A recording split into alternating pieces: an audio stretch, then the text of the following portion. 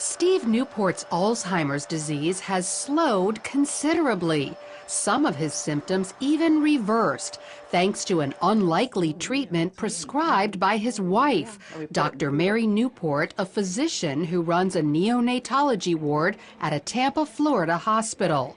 She became determined to help her husband after he failed the so-called Alzheimer's clock test. He drew a few little circles and several numbers, just in a very random pattern, didn't really look anything like a clock.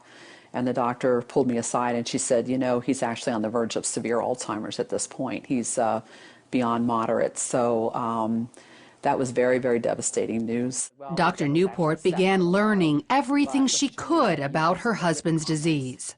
It appears to be a type of diabetes of the brain, and it's a process that starts happening at least 10 or 20 years before you start having symptoms. And it's very similar to type 1 or type 2 diabetes in that you develop a problem with insulin. In this case, insulin problems prevent brain cells from accepting glucose, their primary fuel. Without it, the cells eventually die. But there is an alternative fuel, ketones, which the cells easily accept.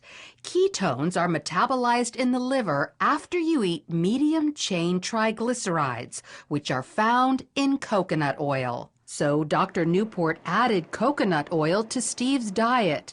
Just 2 weeks later, he took the clock test again, and as you can see, demonstrated stunning improvement.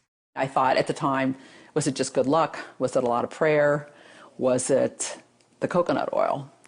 And I thought, well, we're going to keep the coconut oil going. Then 3 weeks later, he took the clock test a third time and continued to get better.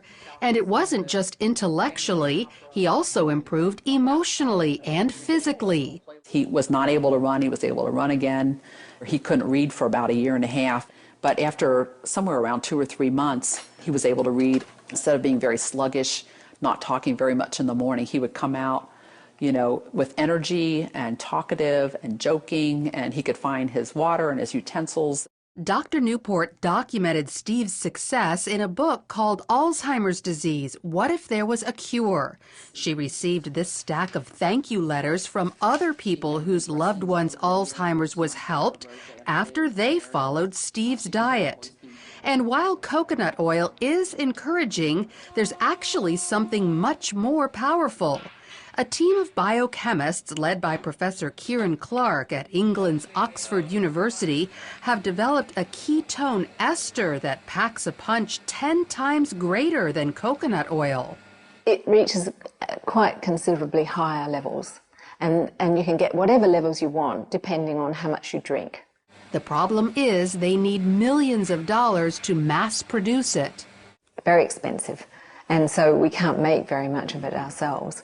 And what we would like is funding so that we could actually scale up and make it. But of course, there's no real profit in manufacturing stuff like that. So until a high-potency ketone ester is available to the general public, coconut oil is still a good ketone source. Just make sure it's pure, non-hydrogenated. Avoid any hydrogenated oil, which is the same thing as dangerous trans fat. Many people avoid coconut oil because they think it's bad for them, but it's actually very healthy. Dr. Beverly Teeter is a researcher at the University of Maryland who specializes in dietary fats. She says years ago, coconut oil was criticized for raising cholesterol, but scientists have since learned there are 2 kinds of cholesterol, LDL, the bad kind, and HDL, which is very good for you and is the kind coconut oil raises. So they put out the message that it increased serum cholesterol, but the truth of the matter was it was helping the profile of the serum cholesterol.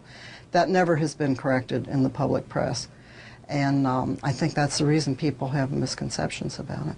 So not only does coconut oil improve your cholesterol levels, Dr. Teeter says the way it helps the brains of some Alzheimer's patients can be extended to people with Parkinson's disease, ALS, epilepsy, dementia, even schizophrenia and autism.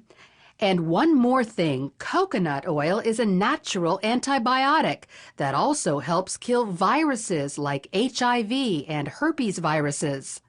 But the coconut oil tends to keep the bacteria down so that if you're assaulted with the virus, your immune system can concentrate on the virus. It doesn't have to concentrate on 27 other bacteria that you may have been exposed to that day. So consider coconut oil to improve your overall health and perhaps even go so far as to stave off life-threatening diseases. Oh, yeah, that's good. Lori Johnson, CBN News. Food a lot.